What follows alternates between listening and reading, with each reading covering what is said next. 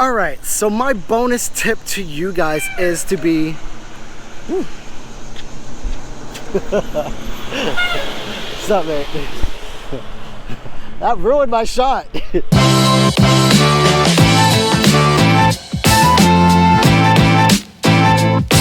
Right. What is going on, guys? It is your boy DQ back at you again with yet another video. And do I have a video for you guys today? If you are brand new to my channel, welcome. I'm glad you're here. I post all things Australia and Germany, and I also do the occasional family vlog or travel vlog. So if that sounds like your cup of tea, do not forget to hit that subscribe button, give this video a thumbs up, and also comment down below what brought you here. So today's video is kind of self-explanatory. It is how I became fluent in German in just under 1 year. So I'm gonna give you the 3 tips that actually helped me and actually 1 bonus tip as well. So make sure to stay to the end for that bonus tip. But first things first, everyone learns differently. So these are just some of the tips that helped me become fluent in my language and that can possibly help you as well. Everyone learns differently. Everyone's language capabilities are also a little bit different. So results may vary. But you can implement these in everything that you're gonna do to try and learn German fluently, or even that language that you're trying to learn fluently. So let's get to it. All right, so a little bit of backstory about me. My dad is actually from Haiti, so I grew up speaking Creole. If you don't know what Creole is, it's kind of like a French dialect. And so I grew up speaking Creole until my father got deported, and I unfortunately no longer speak that native language of mine. But I did go to a Latin high school, so I learned Latin. I took Latin for 3 years. I learned Mandarin and French in that school as well. And then when I got to university, I learned Spanish and then German. But even though I do have this history of languages, some languages were much harder than others. And even though I've learned all these languages, to this day, I only credit English, French, and German as the languages that I'm comfortable in speaking. Because the other ones are kind of moshed, or I've lost it, or I just haven't used them in years. So these tips will definitely help you. But getting straight into tip number 1, move to Germany. I know, we all can't just uproot our lives and move to Germany, and it's easier said than done, right? I personally moved to Germany and I ended up staying there for 5 years. But to learn more about how I actually moved to Germany, I will put a link up here for you guys so you guys can go watch that video, because this isn't what this video is about. But just to give you guys some short-term options, there are some short-term options that you can do. You can go to Germany for up to 90 days without having to get a visa. What does that mean? So you can actually immerse yourself in the culture. There are certain language schools, one of them that I actually worked at, which is called Berlitz, but the one that I actually attended is called the Goethe Institute. And they have schools all over Germany. This is the school that I actually got a $2,000 scholarship in order to go attend for 1 month. I know $2,000 may sound like a lot, but if you include all the airplane tickets I had to buy, also all the food and supplies, the rent that I had to pay, it did come up to be a lot of money. But what's actually super helpful in these places is that a lot of the bars, if you are looking for work, a lot of the bars will pay you under the table. I did that for a while I was in transition from my internship visa to my working visa. The bar was like, yeah, we'll pay you, it doesn't matter. But it turns out that everyone at that restaurant, even if they were Germans, were under the table and didn't have a contract. So that way everyone was still getting paid, but the bar could still stay open and everything. So a lot of bars will actually work with you. So if you're actually struggling, you can go to one of those bars.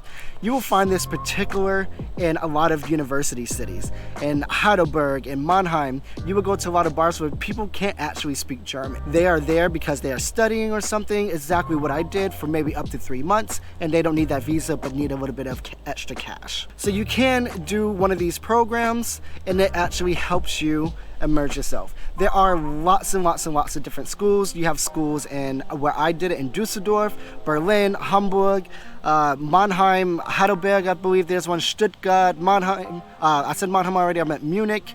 So there's different schools all over Germany. My recommendation, try not to go to the biggest city. I know we all want to go to Berlin, we all want to go to Cologne, we all want to go to Munich. But you go to these big cities, you will find a lot of people that speak English and you're not gonna learn. Let's head into tip number 2. All right, tip number 2, do an internship.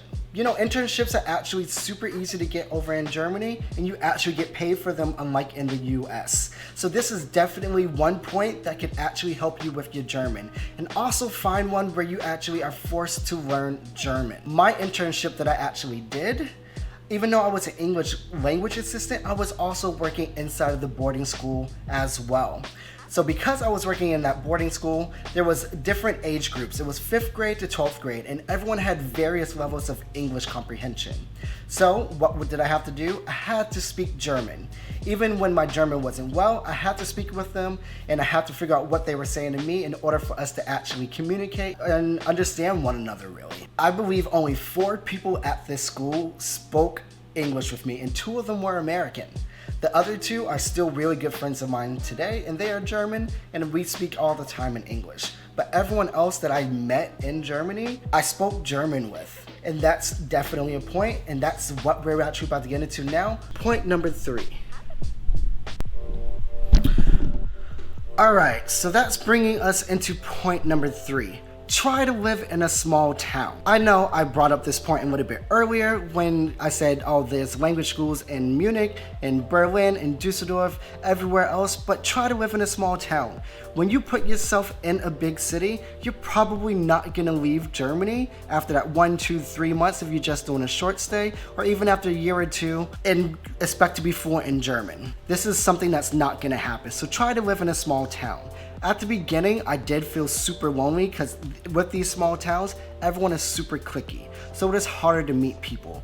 But as soon as these people realize that you're actually here to stay or you're here for a little while, they will definitely want to get to know you, especially when you're American. Germans love Americans. And so they actually make it a point to talk to you and everything, and also let them know, hey, I want to speak German. Let's speak German, and they will correct you anytime that you need, and be open to those corrections. You never know what's actually gonna happen. Okay, so try to move to the actual country you're trying to learn the language, you know? Even if you can't stay forever, go for a month, go for a couple of weeks. Do an immersion course, and these courses typically aren't that expensive, and if you look online, there's actually a lot of funding in order to help you with those courses. And you know what? You can also work at a hostel for a little bit. You can maybe stay at a hostel for free if you do like some cleaning and whatnot. So you don't have any rent, you just need money for food. And you can always ask, hey, is there any possible way that I can work a little bit extra hours so that way I can earn a little cash on hand. That's one way to fund yourself while you're actually overseas trying to learn that language. Tip number 2, what was it? It was find an internship. Find an internship that's forcing you to speak German or that language that you're actually trying to become fluent in. Believe me or not, I literally went from having basic beginner German to fluent German in 1 year. Was my German perfect? No, of course not, but I could understand and say everything. There's a lot of conjugations that I was still getting wrong. You also have the masculine, feminine, and neuter that I was also saying wrong. Even to this day, I still get a couple words wrong with that. But you know what? That's all the process of learning a new language. And sometimes even the Germans make the mistakes and I correct them. They're like, did you just correct me? This is my native language. And I'm like, hey, I mean, I'm just happy that I'm able to correct you. It feels really good. And tip number 3 was to live in a small town. You never know the people that you will meet. After living in this small town of Kirchberg an der Jagd, I've met some incredible people. Unfortunately, I don't really talk to anyone there anymore, except one person in that actual town. Everyone else from that boarding school though, a lot of those students I still speak with. I speak with a good 10 to 20 of those students still to this very day. And I text them, they're all in university, they're all living their lives, or they're asking me about travel, they're asking me about YouTube, they're asking me about this. You don't know the connections that you will make. Oh, forgot the bonus tip. Bonus tip. Alright guys, so my bonus tip to you is to not be afraid to make mistakes. You are always going to make mistakes. Heck, I make mistakes in English all the time and I've been speaking it my whole life.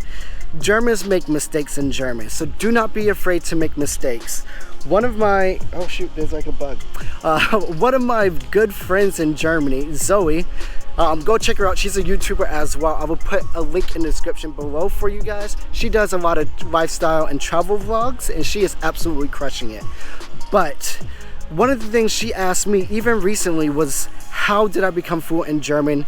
How did I know that I was ready to constantly speak German, and when did I not care about mistakes? And you will always care about mistakes, because you know what, we're human, we want to be perfect, but at the end of the day we are going to make those mistakes, so do not be afraid to make them. If you keep focusing on the mistakes you're making, you can never move forward, and that's the one thing that you don't want, is you always want to move forward. So take that leap of faith. Tell those friends that you actually have that you want to speak that language with them. I told all my friends only speak German with me, and I didn't know half of them could speak English until they actually came to the US to visit me. And then they were meeting my friends and my family, like, oh shoot, you speak English, like your English is actually pretty good. And I had no idea. So don't be afraid, always take a leap of faith and do what makes you happy. Just go for it. And trust me, you will see a huge difference in just that 1 year from going from an absolute beginner in that language to a proficient. Just gotta do it. Like I said before, this is all dependent on you. But I know you can do it, and as long as you have the willpower, it will happen. Speak it into existence and it will come true. Click this video right here in order to see my very first day in Germany, and man, was it absolutely crazy. That day was absolutely long, and it was, blah, I can't even explain it to you. And hit this video right here to see what the 5 best things that I think about Germany are. I absolutely love it. If you enjoyed this video, hit that subscribe button, and I'll see you guys in the next video. Peace out.